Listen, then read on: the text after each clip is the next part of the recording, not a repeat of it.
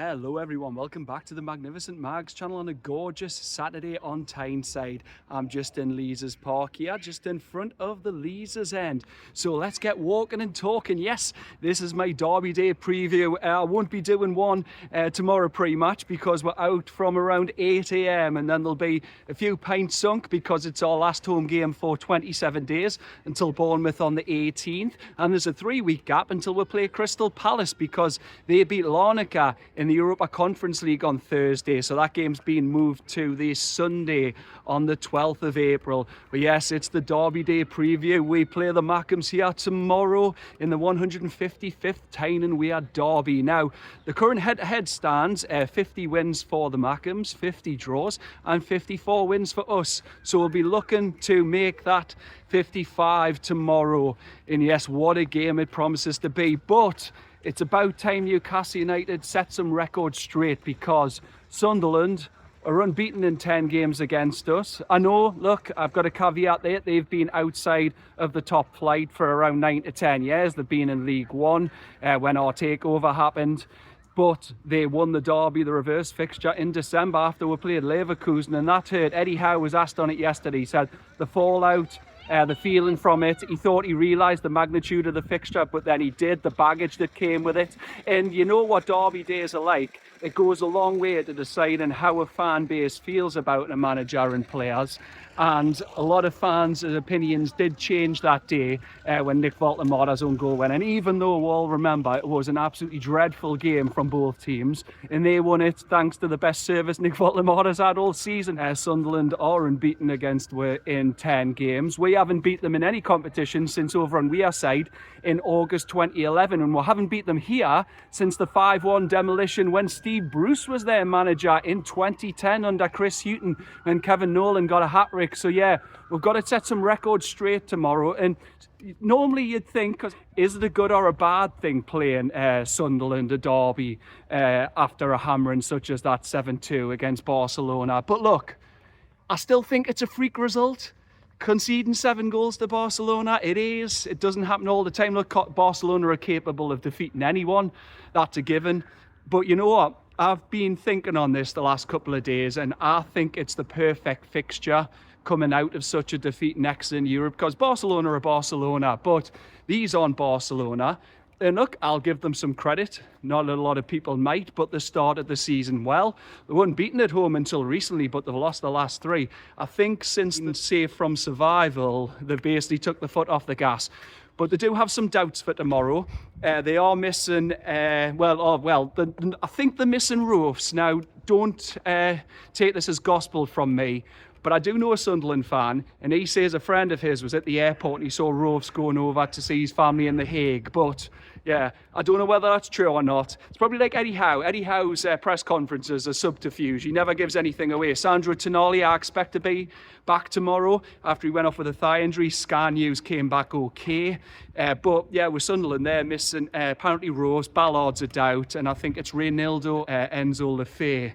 So yeah, it's a big one, this, and it's one we simply have to win. It's the battle of the region, it's the battle of the cities, and Sunderland fans have been bragging since the defeat in December. I've had it from all quarters, as I've said, with my job. We have a regional office down near the river there on the quayside, and there's a few Sunderland fans who work there, and they know how much I love Newcastle United. They know I'm a season ticket holder. They know I go to the games away, and I've been hammered from all sides. So we've got to win. And again, the derby, you know what it's like. Despite the head-to-head record, it is close, but you've got to take form out of it. You've got to take any kind of performance out of it. Yeah, look, I know you've got to still turn up. I know that. What I mean is, all it comes down to at the end of the day is the result. Because in December, as I said, it was a dreadful game from both teams. I think we had a hangover from conceding so late on against Leverkusen. We were over in Germany, and I think we still had a hangover ourselves after like 3 days of drinking. But that game was terrible. But in the end, it didn't matter. All they wanted to do was win. In their record, look, they've had the 6 in a row against us. We haven't beat them any game in over 14 and a half years, and we haven't beat them at St James's Park now. It's coming up 16 years in October. So we'll have to win this game. We'll have to, any circumstances, because as I've said, it goes a long way to deciding the mood in a fan base about how you do against your local rivals. And it's the biggest game of the season, it is. I don't care what people say that, look, we've been in Europe, Champions League 2 of the last 3 seasons, playing Barcelona, the European champions PSG this season. And people saying, oh, I'm not bothered about it, it's not the biggest game. It is the biggest game. Bobby Robson said it, I'm like him. My family, my grandma was originally, my nana was from Anfield Play, and she moved up here after the Second World War. That's why I'm a Newcastle fan. You're born into black and white. You love your club. You love your city. Don't like Sunderland. Don't want them to win. Laugh when they lose. This means everything. This game's bigger than any other game coming up. The rest of this season, it's bigger than any game that's went before it. You simply cannot lose against these. And Sunderland, if they do the double over us, after we've just been playing the likes of PSG, Barcelona, Benfica, PSV this season, it's unthinkable, because this could be the result that kickstarts the rest of our season. Like, if you look at the rest of our fixtures coming up, the only tough fixture, I think, on paper in there is Arsenal away. And that's on the 25th of April. I only know that because my lass is doing the London Marathon. It's the same day as that, the 5:30 kickoff. But Arsenal might have eased off by then if they'd won the league. If it's sewn up, you don't know. But it's still a tough game regardless. But looking at the rest of the teams, like Palace away, I know we've only won 1 in 10 there, I think. We've got Brighton. They can be a bit of a tricky team in Bournemouth. But then we've got Forest and Fulham in there. West Ham. Those are games we should win. Just while I'm coming round the corner, if you're in here tomorrow, if you do go to the game, season ticket holder like me, say hi. These are my turnstiles where I go in 48 to 53. So we'll either be in there, be good in that one, but that's the exit we come out every game. So if you're in the corner, if you're around section M, access 4 just there, come and say hi. I'm friendly. If you do watch this channel, yeah, there we are, 53 and 52. So yeah, this is where I'll be tomorrow. Like I said, we're out early. I can't wait for it. Are the nerves there yet? No, but there will be in the morning. But is that a bad thing? No, because nerves mean that you care. Like, people go, well, I have no fear, but fear's a good thing. Fear's there because it refocuses you. Well, it's not a fear with Sunderland, but you know, you have nerves because the game means so much. If I went into tomorrow without butterflies in my stomach, I'd be questioning myself. But tomorrow is absolutely huge. We simply cannot lose. And I think they're there for the taking. Not only are the players that they are missing, but it's just, we're 2 points ahead of them at the moment. And if we win tomorrow, we can go 5 points clear them, put some daylight, and we'll be back right in the European mix. Because if you've watched just before, Liverpool have lost at Brighton, Danny Welbeck's brace. I think it was Milos Kerkez who pulled one back. But the good thing is, with Brighton winning, I know they've went ahead of it and we've dropped down to 10th place. However, if we do win that game tomorrow, we go level on points with Brentford in 7th. But if we win 4 goals or more, I think we'll go ahead on goals scored into 7th place. But we'll be 8th minimum if we don't win by 4 goals or more.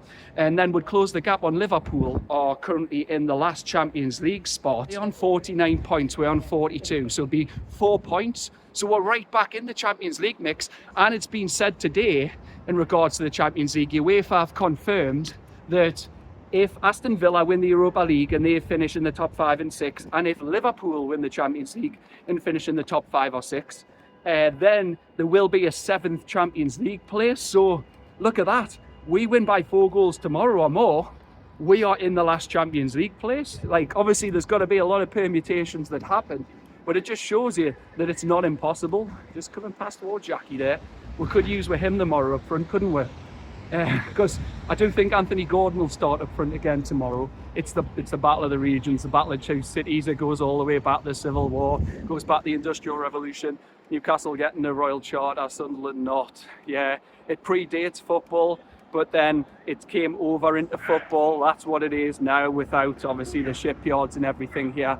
So yeah, it's the ultimate battle. This game means more than anything. Anyone who says it doesn't, they're just lying. It's absolute nonsense. This game is bigger than any other game we've played this season. I'm coming for a pint after this. But yeah, this is absolutely huge. And yeah, he needs to go and see the doctor if he's shitting himself. Oh, love people trying to bomb into your video. I'm keeping that in, by the way. But yeah, I'm just outside the Gallica now. I thought I'd come over here. Bit of a quiet day in town today, I've got to say.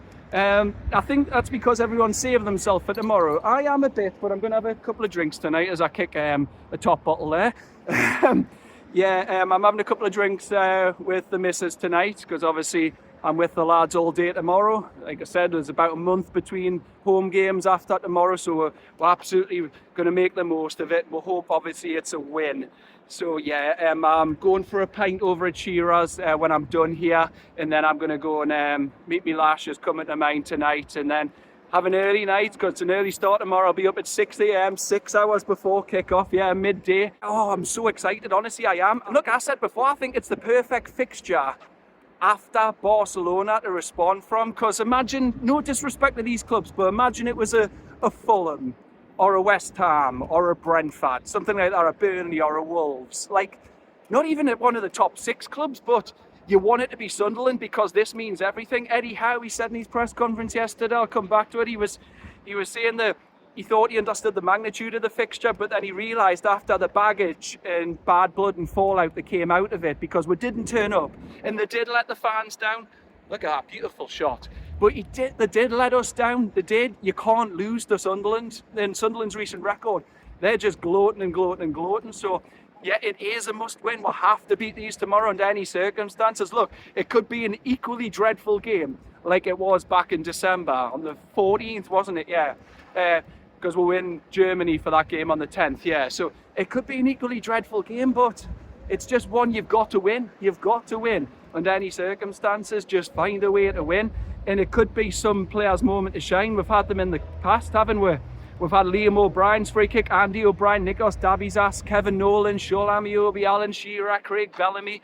The list just goes on and on and on of DerbyDay heroes, but we haven't had one of late. I mean, it's just a dreadful record despite them being outside the top flight. Sunderland have had one number, and you don't want your local rivals to be the bogey team. And it is tribalism. Yes, we don't like Sunderland, but that's what you're meant to do. You're not meant to like your local rivals. You're meant to support your team where you're from. I'm born into black and white.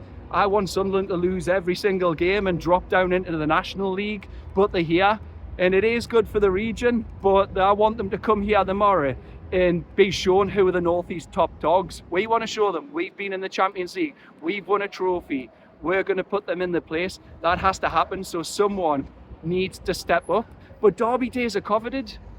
They are coveted more than any other fixture. That's why so much goes into them. There'll be blood and thunder. And what was unacceptable back in December, Sunderland wanted it more than us. They went into every tackle more. And it just felt like they understood the fixture, and some of our players didn't, despite the FA Cup win. But they weren't in the Premier League that day. They were still in the Championship. So they were like fodder. So we got rid of them easily, because we still had Isak. Whatever you think of him, he's still a good player. But we need men to step up tomorrow. Like, if your boys don't bother turning up, if your men turn up and beat Sunderland tomorrow, there's no excuse not to beat these tomorrow. We are the better team. We are a Champions League club. We're going for Europe. They've tailed off. We need to show that we are still the big boys in the North East. We'll have to do it tomorrow. And like I said, someone needs to step up. And what have I said on the Fanalysis app? Well, I've just put my predictions in. I said we're going to win 5-0 because that's what I want to happen. I want to stuff them. I know they're going to come in here, they're going to put in a low block, they're going to sit in. We struggle with that. And I know you might say, which players would you play? Like, I want to play Gordon and Alanga. I'm going to go through my team now, but people will say, well, you're mad. Why would you play them when they're a team in a low block and we struggle with a low block? But look, I just think we've got to play with best players. But Alanga, yeah, I'll come to reasons why I want to play Alanga. But my team for tomorrow, I would stick with Aaron Ramsdale. Look, people will say he conceded 7 goals, but I don't think that's Aaron Ramsdale's fault. Everyone in front of him let him down. The only one he got really close to, yeah, in all honesty, you might say he's smaller than Pope's big hand frame, is the penalty. But I'd still play Aaron Ramsdale for that reason. It wasn't really his fault why he was let down by dreadful defending. Like I said the other day, it was wretched when I was down Tynemouth. The rest of the team probably have Kieran Trippier better on the ball. Tino Livramento was good at Chelsea, but he didn't really pull up any trees like the rest of the team at Barcelona. But I might play Trippier just because he's better on the ball. He's experienced. He's nous in games like this. It could help unlock teams like at right back. Centre-backs, I'd stick with Chow. I would, because I think we need that balance in there. Dan Burn has to play because he understands this game more than most. I mean, he went out of the last game with a punctured lung and bust rib. And then it comes to left back. Obviously, that's Lewis Hall. There's absolutely no question that Lewis Hall starts at left back. And then you go into midfield. It would be a midfield three. I think it chooses itself. As long as Tonali's fit, it would be Tonali in the centre, Jacob Ramsey on the right, and Joe Linton on the left. But obviously it's a game that have to stay on the right side of the disciplinary tightrope. And then for the front three, on the left would be Harvey Barnes because he offers with goals. Anthony Gordon because he looks like he's settling into that striker role. He's got the pressing and runs that can unsettle teams and like pull them out of position. So that's why I'd have Anthony Gordon in there. And then the right wing, you might say, why is Jacob Murphy not in there when Jacob Murphy's got the better deliveries, which he has, but look, you can't take a player in Alanga out from the other night where he got his 2 goals. Look, I know he was terrible the first 15 minutes and his 2 goals were overshadowed by Barca scoring 7, but yeah, you can't take a man out who's full of confidence. He'd done it in the game earlier this season, then he was dropped. You can't do that to him, just play him. These players have got to find form at some point, like Alanga. Ramsey's shown his worth now. Chow, yeah, he does have an error in him, but look, this is Sunderland, it's not Barcelona. There's not that fear there that Barcelona can just pick you apart. Sunderland have not got, although I'll admit Xhaka's been good for them this season, but they don't have a Pedri, they don't have a Frankie de Jong, they don't have Rafinha, they don't have Yamal, they don't have Fermin Lopez, they don't have all these quick, technical, gifted players. It's Sunderland. Look, we've got to remember, we can beat Sunderland. And we need to open that gap on them, and we need to take this advantage of climbing 7th when it could be a Champions League spot. I can't believe I'm saying this, but do we hope that Liverpool and Villa win their respective competitions this season? Maybe. Well, yeah, it's such a big one tomorrow. I can't wait for it. I won't sleep tonight. I'll try and sleep, but it'll be an early night despite going for drinks with the missus. But yeah, I'm really looking forward to it. It's Derby Day. If you can't get yourself up for Derby Day, don't bother going to the game. It's the biggest game of the season, it's the game of the region, and we want bragging rights and local pride is at stake. Like I said, it goes back hundreds of years, and this game means everything. As Sir Bobby once said, this game's bigger than Man U, it's bigger than Spurs, bigger than Arsenal, anything like that. Beating Sunderland can really give us that springboard for the rest of this season and attack those final fixtures and get European football. But if Sunderland win, unforgivable, I think, unthinkable even, then that just leaves a hangover for 3 weeks. Hungry Eyes is on and stack there, Dirty Dancing. But yeah, it's 3 weeks. It'll be the biggest hangover ever, bigger than any night out or Derby Day sesh, because that'll linger, and then we'll get to Palace, a ground where we don't have a good record anyway. Then it could really ruin the rest of the season, whereas beating Sunderland, it'll shut them up, give us bragging rights, and we can really set up to get European football, and it can give this season a good ending, which has been one of struggle. And I still think Eddie Howe's the right man. There's a lot of mitigation in there. He's made mistakes, but everyone's accountable, and this is his chance to correct the wrongs of December and beat Sunderland in there tomorrow and really finish this season off on a high. But anyway, that's my Derby Day preview done for now. I'm going to go and get a pint, get this video edited before I go out with the missus, and get excited for tomorrow's game. So this will be uploaded around tea time. It's 3:30. I've been uptown for a bit, but I thought I've got to put in a Derby Day video while I'm uptown. So yeah, I'll get this uploaded soon. So thank you so much for watching. Please do jump in the comments. Do you agree with my team tomorrow? What changes would you make, if any?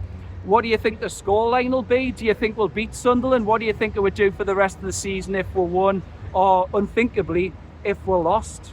And also please do share, please do subscribe, and also please do hype the video. And please remember, if you want the latest videos in your inbox, click the notification bell and change the drop down to all. But thank you so much for watching. It is a gorgeous Tyneside day today. As you can see, I'm in short sleeves, so going to make the most of this, because apparently it's not going to be nice tomorrow, but let's hope the result is. So from a beautiful Newcastle upon Tyne and a gorgeous as ever St James's Park, I will see you with my post-match reaction after the game tomorrow. Take care everyone, enjoy your Saturday.